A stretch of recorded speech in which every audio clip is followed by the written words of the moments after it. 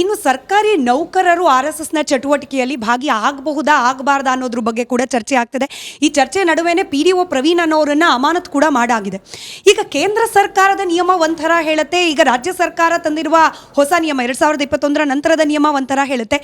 ಗೊಂದಲಕ್ಕೆ ಕಾರಣವಾಗ್ತಾ ಇದೆಯಾ ಇದು ಅಂತ ಹೇಳಿ. ಆ್ಯಕ್ಚುಲಿ ಸರ್ಕಾರಿ ನೌಕರರು ಈ ರೀತಿ RSS ರೀತಿಯ ಸಂಘಟನೆಗಳ ಚಟುವಟಿಕೆಯಲ್ಲಿ ಭಾಗಿ ಆಗಬಹುದಾ ಆಗಬಾರ್ದು? ನನ್ನ ಅನಿಸಿಕೆಯಲ್ಲಿ ಇಂಥ ಪ್ರೊಹಿಬಿಷನ್ ಇರಬಾರ್ದು. ಅದು ಒಬ್ಬ ವ್ಯಕ್ತಿಯ ಫಂಡಮೆಂಟಲ್ ರೈಟ್, ಯಾವ ಗುಂಪಲ್ಲಿ ನಾನು ಇರಬೇಕಂತ.